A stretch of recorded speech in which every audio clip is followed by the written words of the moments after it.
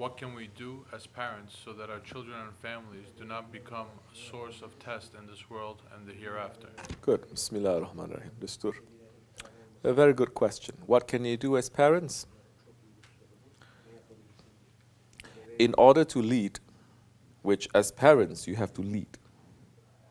Because even that word now has mean nothing. Parents now means people who just have children. There's not parents. Just have children. Animals, they have children too. And animals are taking care of their children better than us. Because they have instinct. Because they don't rise their head against what Allah has given us. Has given them. That instinct. Allah also gave us instinct. It's called a spiritual instinct. It's called our spirit. But we are letting the ego to overtake it. And we are not following Allah and His Prophet. So how we expect our children to follow us that time? If you're following Allah and His Prophet, ﷺ, if you follow, then you can become a leader. Then that time you know how to guide your children, how to raise them, not to control them, not to force them. You will know what Allah and His Prophet is asking, and you'll know how to present it to them. In these days, we see so many parents, they're not following Allah and His Prophet, ﷺ, but they expect their children to give them 100% obedience. Especially if their children starting to become a bit more religious, and if they come around us, starting to be a bit more independent, the men especially, then they get very upset. They say, why are my children becoming independent? They should be my slaves. They should be under my feet. I should be controlling them. Don't follow that. You're following a cult. You cannot follow a cult. You have to follow a cult of me. That's what they mean. That is wrong. No. Or you have them, they're giving everything to their children according to this dunya, but they're not giving them anything of the spirit. And later, when the children find someone that gives them something from the spirit, they get very upset. That means you don't understand your children now. That means your idea of just having children is just to give birth to them and giving them materially what they need. If you understand their spirit, then you'll be able to give it. If you cannot give it, you'll be able to find someone who has it so that someone can give it to them.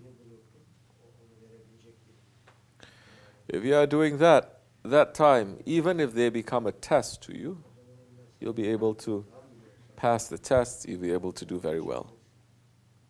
If you don't know how to live according to the laws and the way of the Prophet ﷺ and Allah subhanahu wa ta'ala, your children will be a burden to you, here and hereafter, and you'll be responsible for them. And yes, the children is one thing that you left after you pass, that they become an open book, that whatever they do good, you will always get the blessings from it. Like a waqf. Of course, in these days, people give waqf and they take it back. But that's another story. One time, there was one man who never did anything good in his life. And this friend of Allah was able to communicate with him, seeing him in his dream, and this man is always being punished. He left when his wife was 9 months pregnant. After a while, this man, for like some time, he was being punished.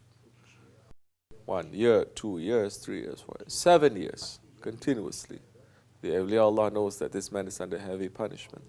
On the 7th year, suddenly, he's seeing that this man is getting so much rahmat.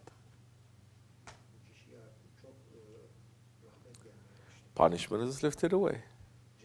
The saint was surprised.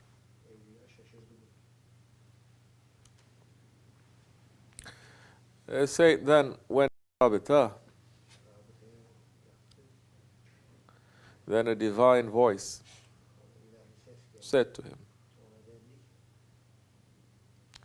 this man was a disobedient servant. For that reason, he was always under punishment. But he left a child behind.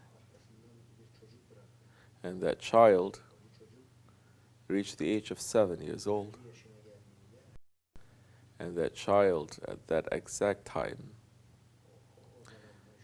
somebody taught him how to say Bismillahir Rahmanir Rahim. Just Bismillahir Rahmanir Rahim. And Allah subhanahu wa ta'ala, the divine voice saying, I swear by my might and my majesty that I'm shy to punish that servant of mine when his own son is reciting with my name of mercy and compassion. Just because of that son saying Bismillahir Rahmanir Rahim one time, his father got so much blessings.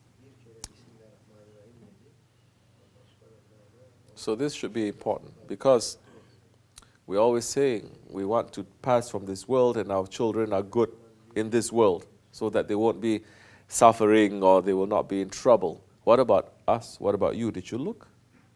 Did you look beyond your child's life from the here to the hereafter? That means you don't believe so much. If you believe so much, you're going to say, okay, you have to work, but your hereafter is more important. If that child, by Bismillahir Rahmanir Rahim, one time, he's able to spend so much blessings to his father. Now understand, what if that child is taught wrong things by his parents, or not taught at all by his parents, and he does wrong things? What kind of punishment is going to now fall to the head of the father and the mother? Something to think about. Once you start thinking about these things, which is not dunya, start thinking about akhirat, that time you'll be able to raise your children properly because you have a vision. You start training them properly until the age of 16. You're not responsible for them. After the age of 16, you're not responsible. 13 for girls. Then you may enter into that world, into that grave, knowing that you have done your job.